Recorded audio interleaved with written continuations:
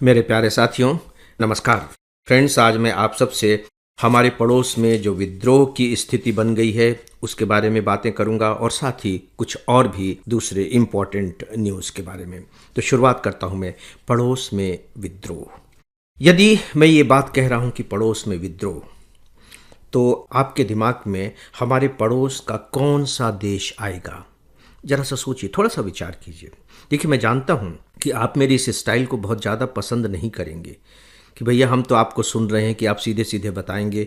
आप बताने की बजाय हम ही से पूछने लगते हैं, तो ये कौन सी बात हुई?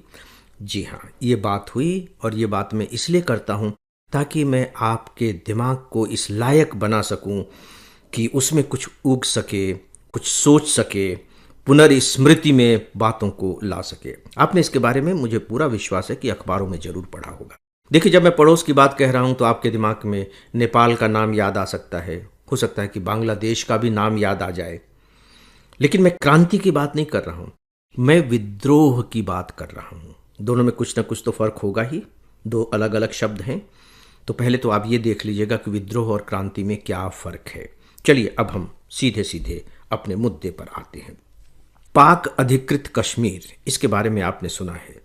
पाकिस्तान ने हमारे कश्मीर के बहुत बड़े हिस्से को अपने कब्जे में ले लिया है। उसे पाकिस्तान कहता है आज़ाद कश्मीर और हम उसे कहते हैं पाक अधिकृत कश्मीर। इसका मतलब यह हुआ कि हम इसे भी वैधानिक रूप से स्वीकार नहीं करते हैं कि वो पाकिस्तान का हिस्सा है, लेकिन उसने उस पर कब्जा जमाए हुए है।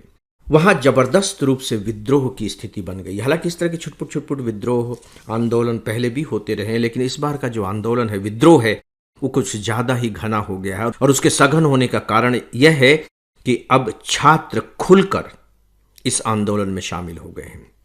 जब छात्र खुलकर आंदोलन में शामिल हो गए तो सीधी सी बात है कि सेना के साथ उनकी झड़पें होंगी, कुछ लोग मारे जाएंगे, कर्फ्यू लगा दिया जाएगा, इंटरनेट बंद कर दिया जाएगा। वो सारी घटनाएं हुई, वो आपके काम की नहीं है। लेकिन यह जो विद्रोह है वो पहले के विद्रोहों की तुलना में ज़्यादा गहरा है, ज़्यादा घना है और पाकिस्तान को ज़्यादा चिंतित करने वाला है। दोस्तों, थोड़ी सी बातें इसकी कि ऐसा वहाँ हो क्यों रहा है। देखिए, जो पाक अधिकृत कश्मीर है, हालांकि पाकिस्तान उसे बाकायदे आज़ाद कश्मीर कहता है, लेकिन इनफैक्ट वो आज़ाद नहीं है। वहाँ एक राजनीतिक संगठन है, आवामी एक्शन कमेटी। ये नाम आपको याद रख लेना चाहिए, आवामी एक्शन कमेटी, AAC। उनका ये मानना है कि ठीक है, पाकिस्तान इसे आज़ाद कश्मीर कहता है, लेकिन ये कतई आज़ाद नहीं है, बल्कि दशकों से शोषण और दमन की जंजीरों से जकड़ा हुआ है। उनके पास बुनियादी अधिकार नहीं है जो नागरिकों के पास होने चाहिए, और आर्थिक रूप से तो पूरा का पूरा क्षेत्र पिछड़ा हुआ है ही। दोस्तों, उदाहरण के तौर पर एक छोटा सा आंकड़ा मेरे सामने है, और वो है कि जो हमारे भारतीय कश्मीरी हैं, उनकी जो प्रति व्यक्ति सालाना आय है, एनुअल इनकम है, वो 1,55,000 रुपये के आसपास है। 1,55,000 रुपये के आसपास। और जो पाक अधिकृत कश्मीर है, वहाँ के नागरिकों की जो आय है वो इससे लगभग आधी है। आधी है वो चलिए एक बात है, लेकिन ऐसा तब है जब पाक अधिकृत जो क्षेत्र है खनिज के मामले में समृद्ध है। इसके बावजूद उसकी यह दुर्गति बनी हुई है।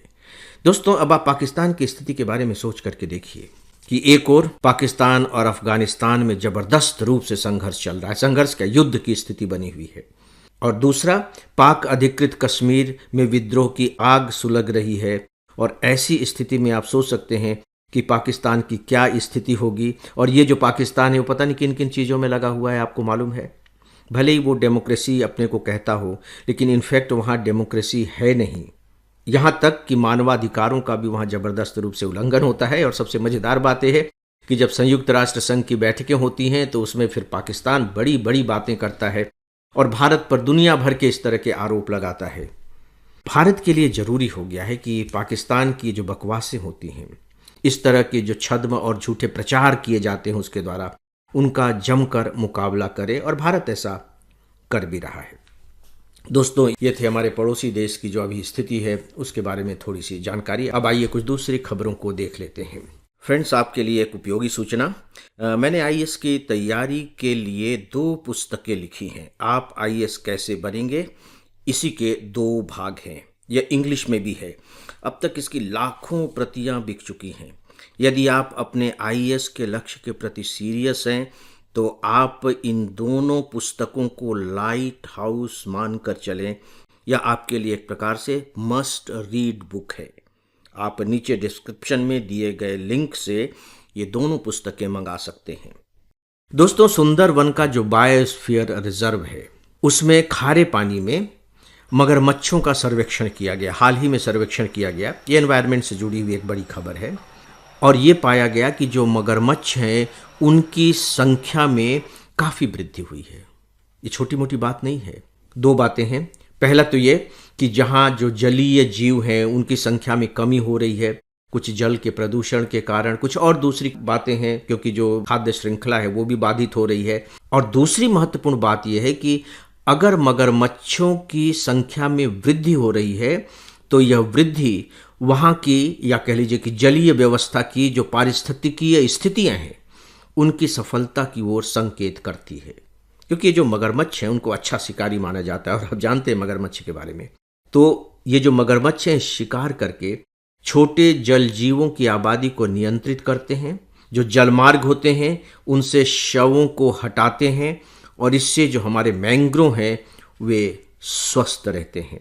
इस तरीके से जो मगरमच्छ हैं वो बहुत बड़ा काम करते हैं। यहाँ एक तथ्य मैं आपको बताना चाहूँगा जिसका आप इस्तेमाल कर सकते हैं। मगरमच्छों की संख्या प्राकृतिक तौर पर नहीं बढ़ी है।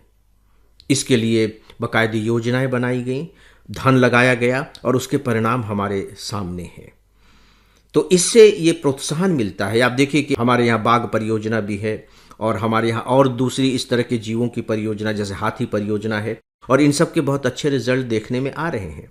इसका मतलब ये हुआ कि अन्य जो जीव हैं उनकी प्रजातियों के बारे में भी यदि निवेश बढ़ाया जाए, योजना बनाई जाए तो उसमें भी सफलता मिल सकती है और ये बहुत बड़ी बात है, खासकर पर्यावरण संरक्षण की दृष्टि से। दोस्तों, मैंने आपसे एक प्रश्न किया था पड़ोसी देश में विद्रोह के बारे में कि क्या आप उस पड़ोसी देश का नाम बता सकते हैं। लेकिन अब जो मैं प्रश्न करने जा रहा हूं उसका आप नाम बता देंगे। क्या आपने मोन्था का नाम सुना है? मोन्था शायद सुना होगा। चक्रवाती तूफान है। ये ईस्ट कोस्ट पर आया हुआ है चक्रवाती तूफान। पहले तो लग रहा था जैसे कि ये बहुत बड़ी तबाही मचाएगा, लेकिन अब जबकि मैं आपको न्यूज़ के रूप में इसके बारे में बता रहा हूँ तो इसका जो वेग है वो काफ़ी कम हो गया है और ऐसा लग रहा है कि ये थोड़ी सी बर्बादी के बाद ही शायद हमें मुक्त कर देगा। इसका नाम है मोन्था। कभी कभी इस तरह के प्रश्न भी प्री में स्पेशली पूछ लिए जाते हैं। दोस्तों, कुछ ही दिनों पहले आसियान की मीटिंग हुई थी, उसके बारे में हम लोग फिर कभी बात करेंगे। लेकिन एक जो इम्पोर्टेंट खबर है प्री एग्जामिनेशन की दृष्टि से वो ये कि ईस्ट तिमोर इस आसियान का मेंबर बन गया है। 11वां मेंबर बन गया है और सदस्यता पाने के लिए इसे 14 साल तक इंतजार करना पड़ा है। मतलब मेंबर बन जाना इतना आसान नहीं है। आसियान अपने आप में एक महत्वपूर्ण संगठन है। भारत आसियान का मेंबर नहीं है, लेकिन वो बाकायदे अतिथि के रूप में वहाँ आमंत्रित किया जाता है। फ्रेंड्स, यहाँ मैं एक बात आपको और बताना चाहूँगा कि रिपोर्ट में ये बात बताई गई है कि हमारे यहाँ लगभग 100 हिमनद झीलें हैं और इनमें से केवल 55 हिमनद झीलों पर विचार किया गया था और उन सभी के आकार में वृद्धि पाई गई। अब एक अंतिम खबर। आप साइबर अरेस्ट के बारे में सुनते हैं। जब साइबर अरेस्ट करने की कोशिश की जाती है तो क्या कहा जाता है? किनको लेकर आपको डराया जाता है? यही कहा जाता है कि हम सीबीआई से बोल रहे हैं, हम इनकम टैक्स से बोल रहे हैं, हम इन्फोर्समेंट डायरेक्टरेट से बोल रहे हैं। यही बातें कही जाती हैं। ये तथ्य है, इसके बारे में आप जानते हैं।